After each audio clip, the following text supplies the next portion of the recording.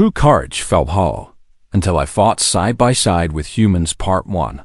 Veltron Chorus stood in front of the mirror in his quarters and looked at the 17 honor marks carved into his chestplate.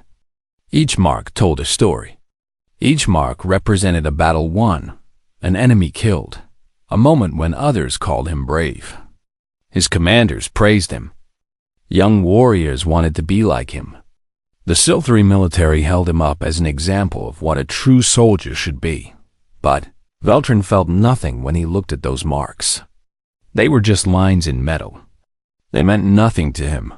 He turned away from the mirror and walked to the window. Outside, the stars moved slowly past the military station as it orbited the planet Varus 7. Somewhere down there, enemy forces were gathering. The Vorak had been pushing into coalition territory for months now. They were insect-like creatures with no mercy and no fear.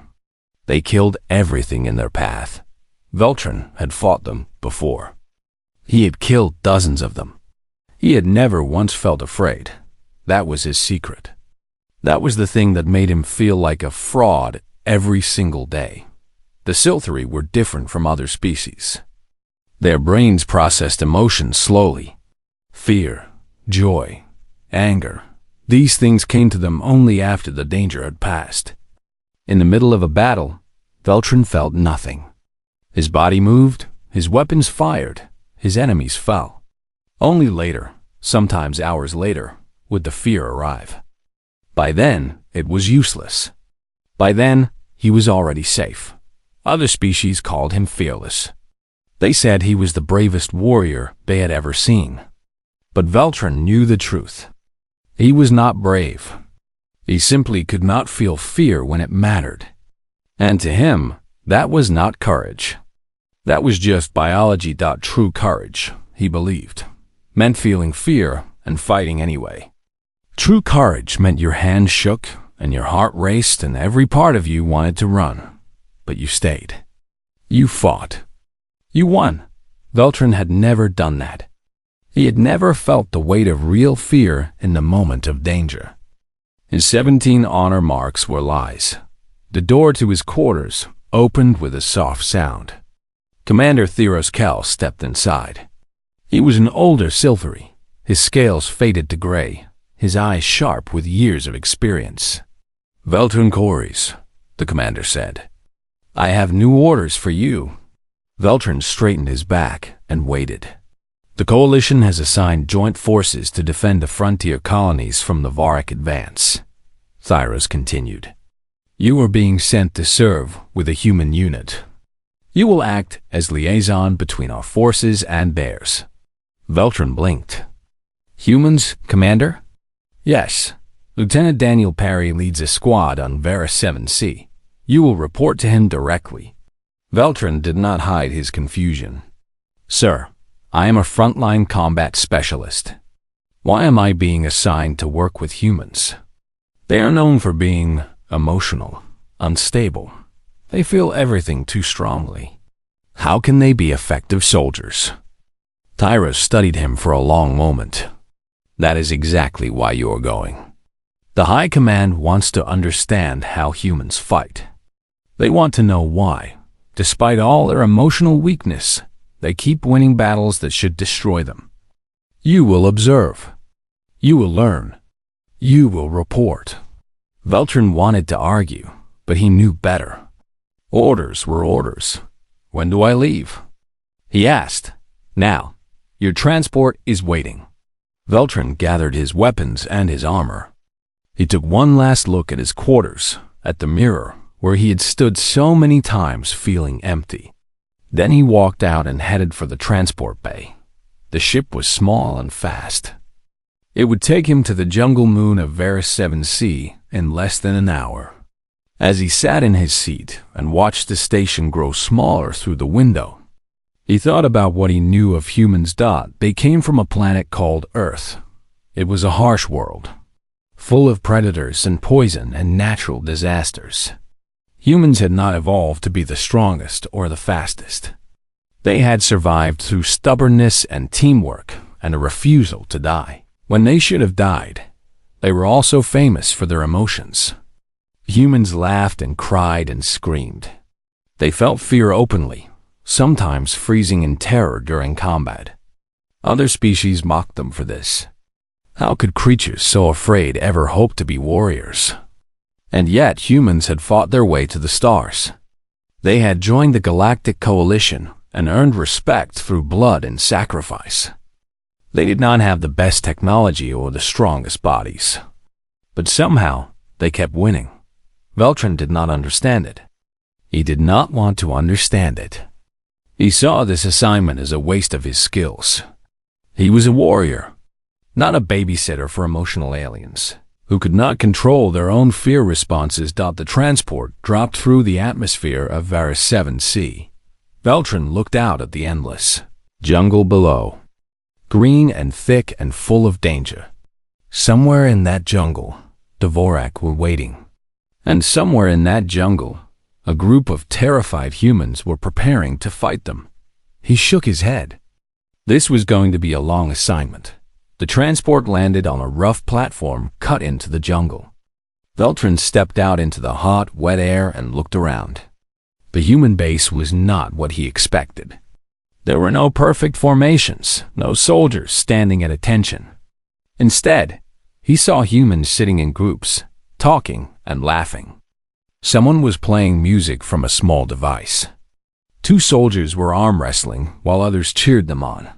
This was a military base? These people were about to fight a deadly enemy? Veltrin felt something close to disgust.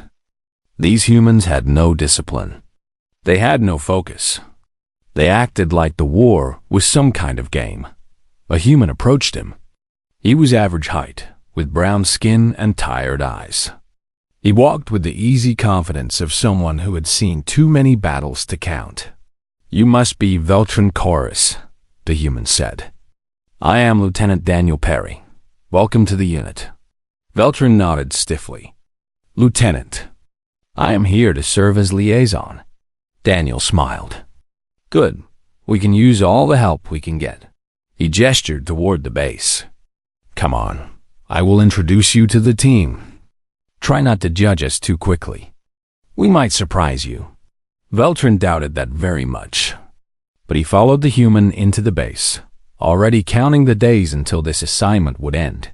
He had no idea that everything he believed about courage was about to be destroyed.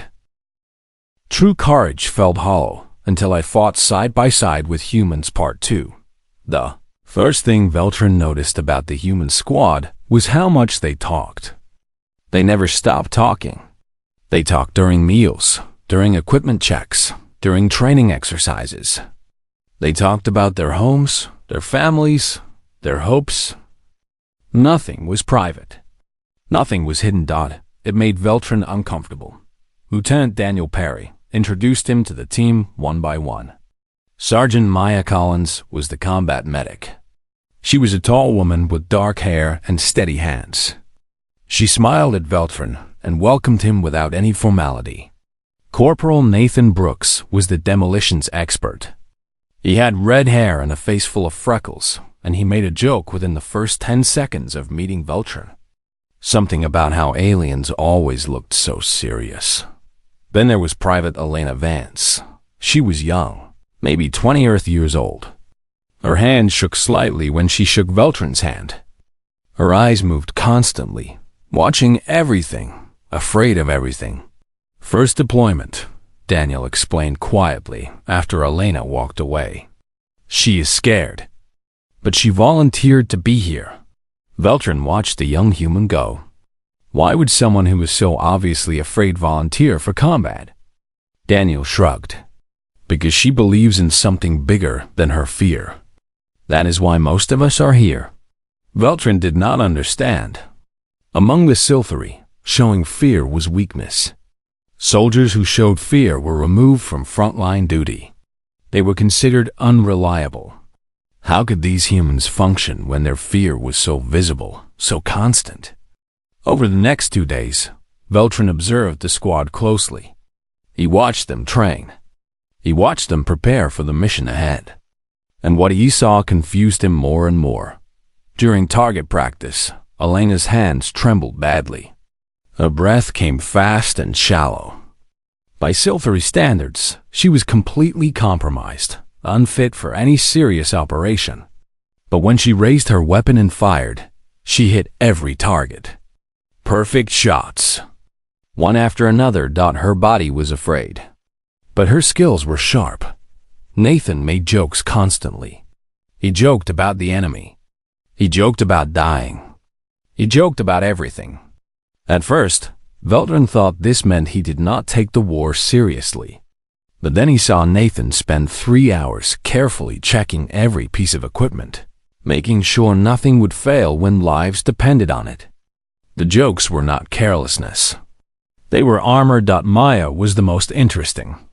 She was calm in a way that reminded Veltrin of Silvery warriors. But when he talked to her, he realized her calm was different. It was not absence of fear. It was control of fear. "You think we are weak because we are afraid," Maya said one evening as they sat outside the barracks. The jungle made strange sounds around them. Insects buzzed. Animals called. The air was thick with moisture. "I did not say that," Veltrin replied. "You did not have to. I can see it in the way you look at us." Maya was not angry. She was just honest. "But you have it backwards. Being afraid does not make us weak.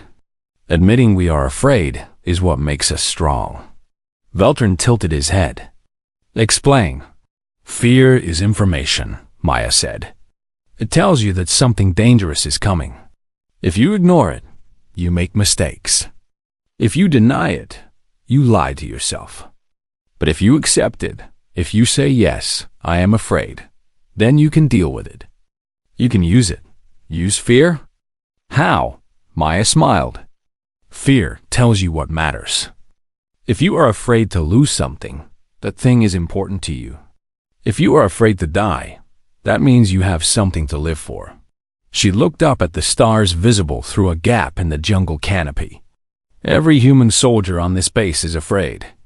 Every single one. But we fight anyway, because we have decided that some things matter more than our fear." Veltrin sat with those words for a long time after Maya went back inside. The next morning, scout drones reported movement in the jungle. A Vorak scouting force was moving toward a refugee settlement 30 kilometers away.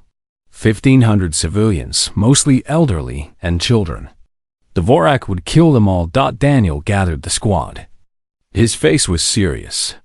His hands were steady, but Veltrin could see the sweat on his forehead. He could hear the faster rhythm of the human's heart. "We move in 1 hour," Daniel said. "We intercept the Vorak before they reach the settlement. Intel says we are looking at 30 to 40 enemy units. We are 12. No one complained. No one argued. No one said this was impossible. Elena was pale. Her hands were shaking again. Nathan put a hand on her shoulder and said something quiet that made her smile weakly. "Are you sure these numbers are correct?" Veltrin asked. 30 enemies against 12 soldiers? Daniel nodded. "The numbers are correct, and you are going anyway?" "Those are civilians," Daniel said simply. "Children. Old people. They cannot fight. They cannot run. If we do not stop the Vorak, everyone in that settlement dies." He looked at Veltrin with steady eyes. "So yes, we are going anyway." Veltrin looked around at the squad. Every human face showed fear. Every human hand was not quite steady. Every human heart was beating too fast. But every human was checking their weapons. Every human was putting on their armor. Every human was preparing to go into a fight they might not survive. The transport arrived. One by one, the humans climbed aboard with trembling fingers and terrified eyes and absolutely no hesitation. Veltrin climbed in after them. He watched their faces as the transport lifted off and turned toward the jungle, toward the enemy, toward possible death. He had seen countless warriors go into battle. He had never seen anyone go into battle like this. Afraid but moving forward. Terrified but not stopping. What drove them? What force was stronger than the fear that so obviously filled their bodies? He did not know, but he was beginning to think he needed to find out. True courage felt hollow until I fought side by side with humans Part 3. The jungle was thick and dark. Even with his superior silvery vision, Veltron could only see 50 meters ahead through the heavy vegetation. Strange sounds came from all directions. The air was so wet it felt like breathing water. The squad moved in formation. Veltron took point because his senses were the sharpest. Behind him, he could hear the humans. Their breathing was too fast. Their footsteps were too loud. Their hearts beat like drums in their chests, taught by every silvery standard of military readiness. This squad was compromised. They should have been pulled from combat duty. They were too emotional, too afraid, too human, but they kept moving forward. The first sign of the enemy came as a smell. Vorak had a particular scent, like burning metal and rotting meat. Veltron raised his fist in a signal to stop. The squad froze instantly. Whatever else might be said about humans, they knew how to follow orders. Through the trees, Veltron saw movement. Black shapes. Too many legs. Eyes that reflected light in wrong colors. The Vorak scouting party was just ahead, moving toward the civilian settlement with terrible purpose. Daniel moved up beside Veltron. His face was calm, but his hands were shaking slightly as he raised his binoculars. "I count 32, Daniel whispered, moving in loose formation. "They do not know we are here. We should wait for reinforcements," Veltron said. "The odds are not in our favor." Daniel lowered the binoculars. "No reinforcements are coming. We are it." He looked at Veltron with those strange human eyes that showed everything he felt. "If we wait, they reach the settlement in 2 hours. 1,500 people die." There was no more discussion. Daniel signaled the squad. They spread out, taking positions. Maya set up a medical station behind a fallen tree. Nathan prepared his explosives. Elena found a spot where she could cover the left flank. The ambush was quick and brutal. Nathan's explosives tore through the Vorak formation first. Fire and metal flew through the jungle. The insects screamed in their strange clicking language. Then the guns started. Veltron fought the way he always fought. His body moved without thought. His weapons fired with perfect accuracy. Vorak fell before him one after another. He felt nothing. No fear, no excitement, no rage. Just the empty efficiency he had known his whole life. But around him, the humans fought differently. They shouted at each other. They screamed when friends took hits. They cursed and prayed and made sounds that Veltron did not understand. Their emotions filled the air like a second battlefield. A Vorak warrior broke through the line and charged directly at Elena. The young human froze. Veltron saw it happen from across the battlefield. Her weapon came up, but she did not fire. Her body locked. Her fear had finally become too much. She is dead, Veltron thought. But then something changed. Elena's face shifted. Her jaw tightened, and she fired. The shots took the Vorak in its center mass and dropped it 3 meters from her position. She was still shaking. Tears were running down her face. But she was alive, and she was still fighting. Nathan took a hit to his shoulder. Blood sprayed across the vegetation. Any silvery warrior would have fallen back, would have waited for medical attention. Nathan did not stop. He threw another explosive with his good arm, covering Maya as she ran into the open to drag a wounded soldier to safety. The Vorak were dying. But there were still too many. Then the enemy got smart. They stopped attacking in groups. They spread out, used the jungle. One group circled around to flank the human position. Another pushed straight at the center. And one group moved toward Veltron alone. He did not realize he was being cut off until it was too late. The jungle closed around him. Vorak on all sides. His weapon clicked empty. He reached for another power cell, but a Varrock blade slashed across his arm and sent the cell flying into the brush. Veltron was alone, surrounded, cut off from the squad. And then something happened that had never happened before. The fear came, not later, not hours after the battle. Now, in this moment, his heart started beating so fast it hurt. His hands would not stop shaking. His legs felt weak, like the bones had turned to water. Every thought in his head was screaming at him to run, to hide, to escape. He froze. The Varrock moved closer. Their clicking sounds filled his ears. Their smell filled his nose. They were going to kill him. He was going to die here in this jungle far from home. And he could not move. He could not think. He could not do anything. This was fear. Real fear. The thing he had never felt before. The thing he thought he wanted to understand. He understood it now. And it was destroying him. Then he heard a voice, human, loud, cutting through the fear like a blade. "Veltron, move!" Daniel Perry came through the jungle like a storm. He was firing in all directions. His face was covered in blood and dirt. His eyes were wide with terror. But he was moving. He was fighting. He was coming to save someone he had known for only 3 days. "Move!" Daniel screamed again, and somehow Veltron moved. His body started working again. He picked up a fallen Varrock blade and joined the fight. Side by side with the human, they cut their way through the enemy. Daniel was afraid. Veltron could see it in every line of his body. But the human never stopped, never slowed, never hesitated. The Varrock fell. The path cleared. They ran back to the squad. The battle ended 20 minutes later. The enemy was destroyed. The settlement was safe.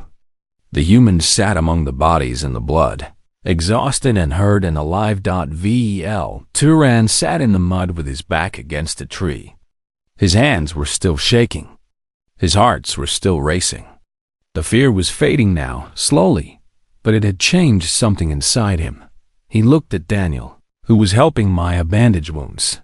The human had been just as afraid as Veltron, maybe more afraid. But Daniel had charged into certain death to save him anyway. How? How did they do it? How did they feel so much fear and still keep fighting? Veltron needed to know. Because for the first time in his life, he understood what courage really meant. And he was not sure he had any. True courage felt hollow until I fought side by side with humans, Part 4.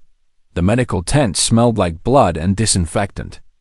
Maya moved between the wounded with steady hands, stitching cuts and wrapping bandages. Nathan lay on one of the cots, his shoulder wound finally getting proper treatment. He was making jokes about how the scar would make him look more dangerous. Veltron sat outside the tent and stared at his hands. They had finally stopped shaking, but he could still feel the ghost of that tremor. The fear had been so strong, so overwhelming. He had frozen in the middle of battle like a raw recruit on his first day. 17 honor marks. 17 battles. All of them meaningless now. Daniel came and sat beside him. The human had cleaned the blood from his face, but his uniform was still torn and dirty. He moved slowly, like everything hurt. For a while, they sat in silence. The jungle made its strange noises around them. Somewhere in the distance, birds were singing like the battle had never happened. "You froze out there," Daniel said finally. It was not an accusation, just a fact. Veltron nodded. There was no point in denying it. "I have never felt fear before. Not during battle. My species processes emotions differently. The fear always came later, after the danger had passed." Daniel looked at him with curiosity. "So today was the first time?" "Yes." Veltron looked at his hands again. "I always thought I was brave. My people called me fearless. I have 17 honor marks on my armor, but I earned them all without feeling anything. When the fear finally came, I could not handle it. I failed. Daniel was quiet for a moment. Then he laughed softly. It was not a mocking laugh. It was the laugh of someone who understood. My first battle, I threw up, Daniel said. Before, during, and after. I was so scared I could not keep anything in my stomach. I thought I was going to die. I thought I was a coward. I wanted to run away so badly that my legs actually started moving before my brain caught up. Veltrin stared at him. But you are a lieutenant. You lead soldiers. Because I did not run, Daniel said. Not because I was not afraid. I was terrified. But I stayed. I fought. And I learned something that day. He turned to look directly at Veltrin. Courage is not about feeling no fear. Courage is about what you do when you are afraid. I froze, Veltrin repeated. I could not do anything. You were surprised. The fear caught you off guard because you had never felt it before. But when I called to you, you moved. You fought. You helped me kill those Vorok. Daniel put a hand on Veltrin's shoulder. You did not fail. You learned. Elena appeared at the entrance of the medical tent. She looked tired and scared, but there was something new in her eyes. Something harder. Can I sit? She asked. Daniel nodded. She sat down on Veltrin's other side. I almost ran, Elena said quietly. When that Vorok charged me, I wanted to run so badly. Every part of me was screaming to run. But you did not, Veltrin said. No. Elena wrapped her arms around her knees. I thought about the settlement. All those people. The children. I thought about what would happen to them if we failed. She shook her head. And somehow, my legs stopped wanting to run. My hands stopped shaking long enough to aim. I did not know how to explain it. You found something more important than your fear, Daniel said. Maya came out of the tent, wiping her hands on a cloth. Nathan is stable. He will complain for weeks about the scar, but he will be fine. She sat down with the others, forming a small circle in the fading light. I heard what you were talking about, Maya said to Veltrin. About courage. About fear. She leaned back and looked at the darkening sky. Humans have been thinking about this for thousands of years. We have a lot of words for it. Bravery, valor, heroism. But they all come down to the same thing. What thing? Veltrin asked. Choosing something more important than yourself. Maya smiled softly. Fear is selfish. It wants to protect you. It wants you to survive. And that is good. That is useful. Fear keeps us from doing stupid things. But sometimes there are things that matter more than survival. People we love. Ideas we believe in. Strangers we have never met but cannot abandon. She looked at Veltrin with knowing eyes. When you find something that matters more than your fear, you find your courage. Not because the fear goes away. The fear stays. It always stays.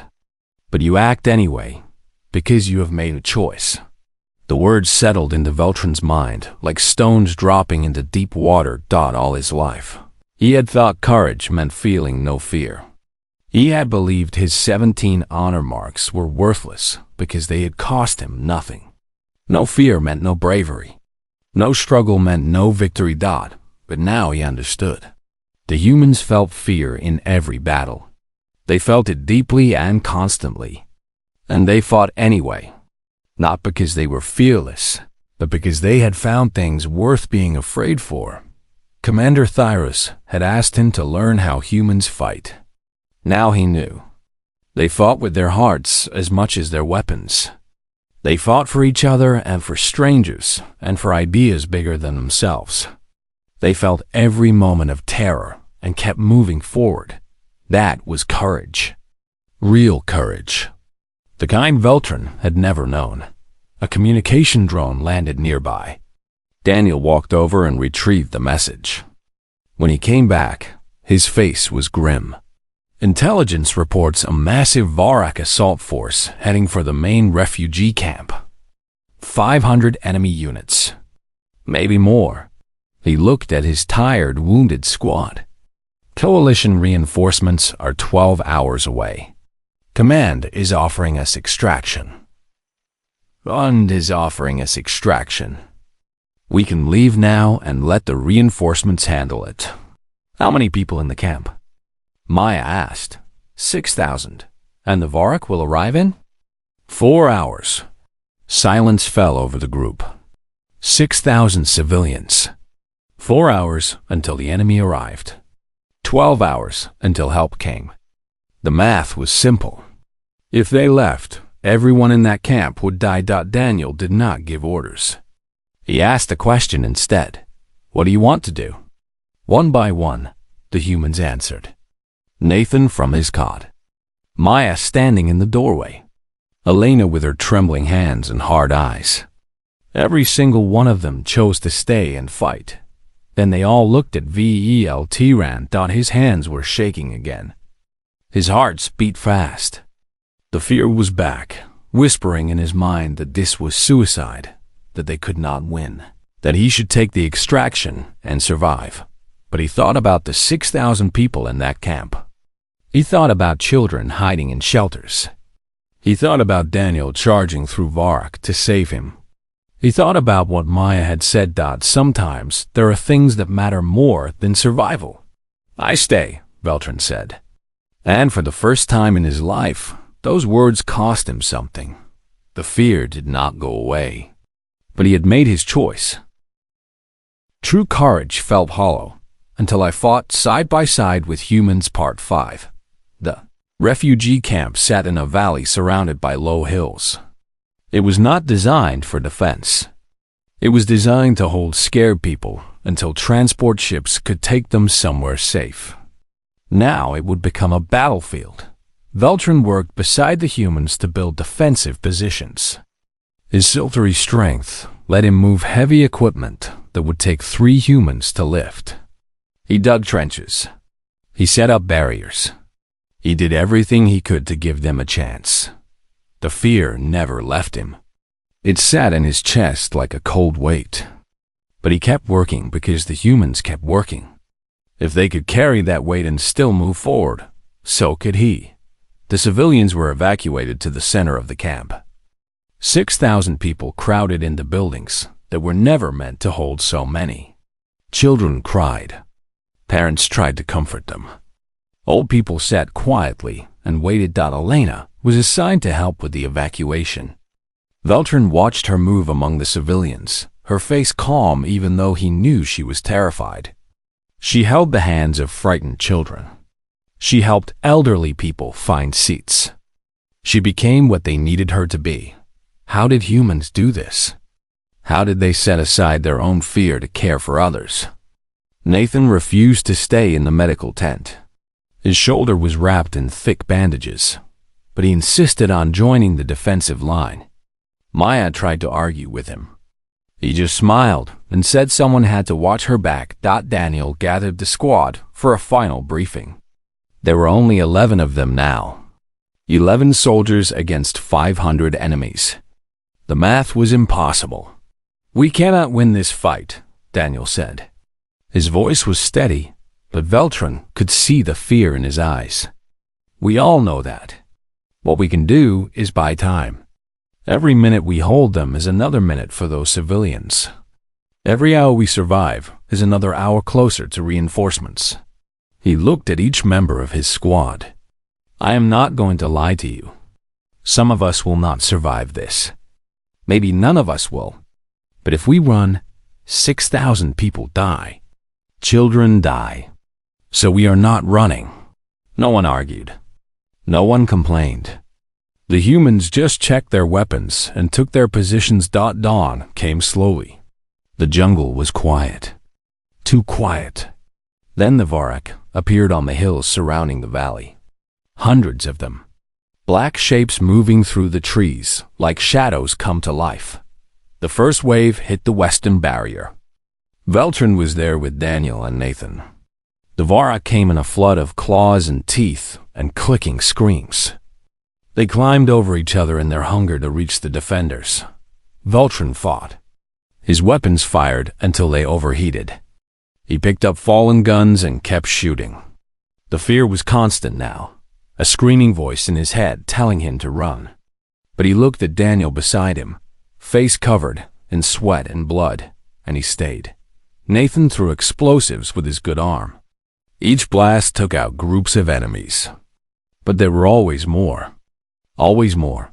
The western barrier fell. They retreated to the second line. Elena was on the eastern side when the Vorak broke through. Veltrin heard her scream over the communication system. He ran. His legs burned. His lungs ached. The fear told him he was running toward death. He arrived to find Elena standing over a fallen soldier, firing at 3 Vorak who had surrounded her. Without thinking, Veltrin threw himself into the fight. He took a blade across his side. The pain was bright and sharp. But he kept moving until all 3 enemies were down. Elena pulled him behind cover. Her hand shook as she pressed a bandage against his wound. "You saved me," she said. "You were protecting someone who could not protect themselves," Veltrin replied through the pain. "I could not let you die for that." 2 hours passed. Then 3. The defensive lines kept shrinking. Half the squad was wounded. 2 were dead. But they kept fighting. Maya ran through enemy fire to reach wounded soldiers and drag them to safety. She was hit twice. She kept going. Daniel was everywhere at once, shouting orders, covering retreats, holding lines that should have collapsed. His fear was visible in every movement. But his courage was visible too. The Vorak pushed toward the center of the camp. Only one line of defense remained. Beyond it were the buildings holding 6,000 civilians. Veltrin looked at the humans around him. They were exhausted. They were wounded. They were terrified. They were not giving up. Something broke inside him. Or maybe something finally healed. The fear was still there, but it was not controlling him anymore. He had found something more important. "Hold the line," he said. And for the first time, his voice sounded like a warrior's voice. The final assault came like a wave of death. Vorak poured through the last defensive positions. The humans fired until their weapons were empty, then fought with knives and fists. Veltrin saw the enemy break through on the left side. A group of Vorak was heading straight for the civilian buildings. No one was there to stop them. He moved before he thought. The fear screamed at him to stay behind cover. He ignored it. He ran into the open, directly into the path of the enemy, and he fought like he had never fought before. Not with empty efficiency, not with cold precision. He fought with everything he had, with all the terror and love and desperate hope that humans had taught him to feel. The Vorak fell. 1, 3, 7. He was bleeding from a dozen wounds. His vision was going gray at the edges. But he kept the line until the civilians were safe. Then the sky opened with thunder. Coalition reinforcements arrived. Gunships dropped from the clouds. Soldiers poured down in assault pods. The Vorak, caught between the defenders and the new arrivals, were crushed within minutes. It was over. Veltrin collapsed in the mud. His blood mixed with the rain that had started to fall. Above him, human soldiers were cheering. They had held the line. 6,000 people were safe. Daniel found him there. The lieutenant was wounded and exhausted, but he was smiling. "You did it," Daniel said. "You held them." "We held them," Veltrin corrected. Later, in the medical tent, Daniel came to Veltrin with something in his hand. It was a small coin, old and worn. "This is a human tradition," Daniel said. "We give this to soldiers who have proven themselves, who have shown real courage." He pressed the coin into Veltrin's palm. "Welcome to the unit." Veltrin looked at the simple metal disc. It was worth nothing. It was worth everything. He thought about his 17 honor marks. He thought about all the battles he had won without feeling anything. Then he thought about today, about the fear that had filled him from beginning to end, about the choice he had made anyway. This small coin was worth more than all those marks combined. That night, Veltrin recorded a message to send home. His hands were bandaged. His body was broken, but his voice was strong. "I learned something today," he said, "about courage, about what it really means. The humans taught me that being brave is not about feeling no fear. It is about feeling all the fear in the world and still standing with the people who need you." He paused, looking at the coin Daniel had given him. "My whole life, I thought courage was emptiness, silence in the face of danger. But I was wrong. Courage is loud. Courage is messy. Courage is standing beside your friends when everything in you wants to run." He touched his chest where the honor marks were carved. They seemed smaller now, less important. I was a hollow warrior.